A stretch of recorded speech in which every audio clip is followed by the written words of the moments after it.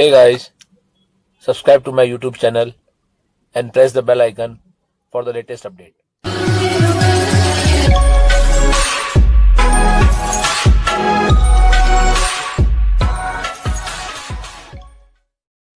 Castling is the only move in chess that allows you to move two pieces at once, the king and the rook.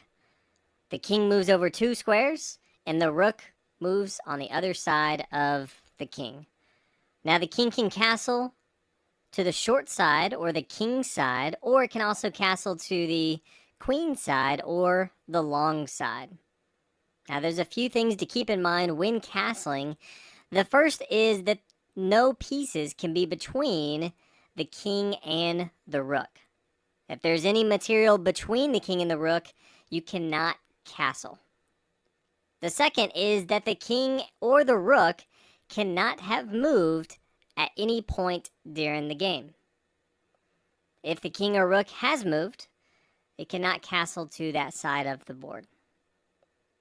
Also, the king cannot be in check, meaning it cannot be under attack. And lastly, it cannot move through an attack.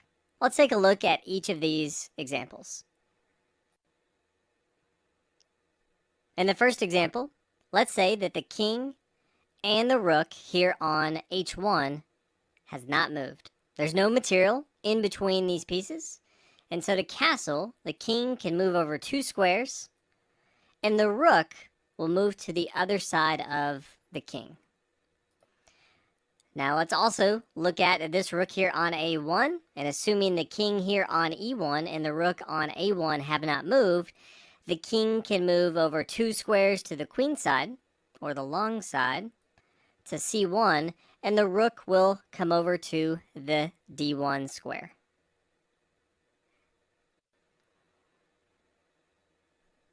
Now let's say it's white's move, and white plays rook to f1.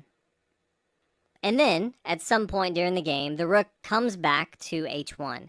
Because this rook on h1 has moved, white cannot castle to the king side. But, because the king on e1 and the rook on a1 have not moved yet, white can still castle to the queen side by playing two moves over to c1, and the rook will hop over to d1. In this example, you can see that there is a queen in between the king here on e1 and the rook on a1. Assuming the king here on e1 and the rooks have not moved yet, the only way to castle would be to castle on the king side.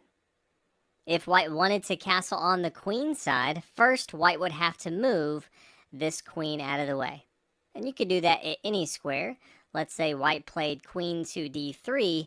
Now on the next move, if white wanted to, could move over to c1 and castle on the queen side. But it does have to move this queen out of the way because you cannot castle if there's any material in between the king and your rook. In this example, the rook here on e6 is attacking the king here on e1. It's white's move, and white would really like to castle to either side of the board to get the rook to the central squares. But one of the rules of castling is that you can't castle if your king is under attack. So in this example, although the king has not moved and the rooks have not moved for white, because the king is under attack, white cannot castle. In this example, the king here on e1 is not under attack, but we can see that the bishop here on g4 is attacking this square here on d1. One of the rules of castling is that the king cannot castle through a square that is under attack. So in this example, the king here on e1 cannot castle to the queen side by coming here to c1 because it cannot go through this d1 square. Assuming the king here on e1 and the rook on h1 have not moved, the only way to castle would be to play king to g1, castling to the king side. King comes over here to g1, and the rook comes to f1.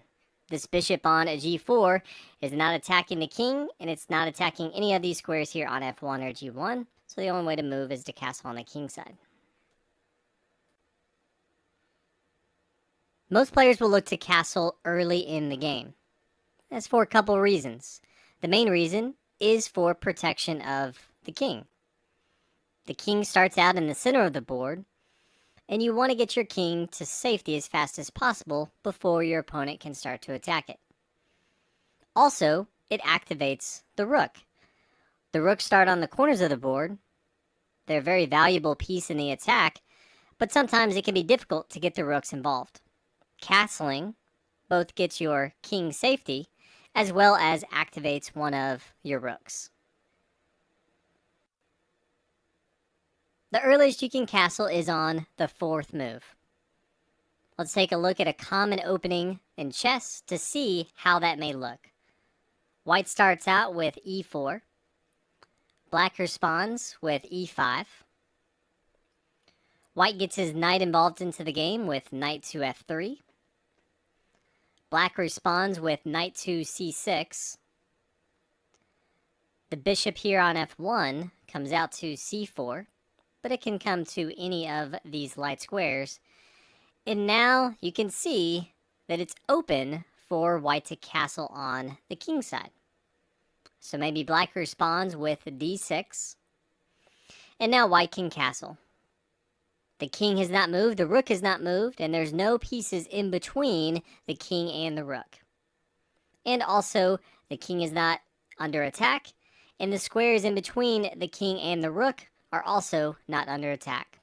So in this move, the 4th move of the game for white, white can castle to the king side by moving over 2 squares, and the rook automatically hops over here to the f1 square.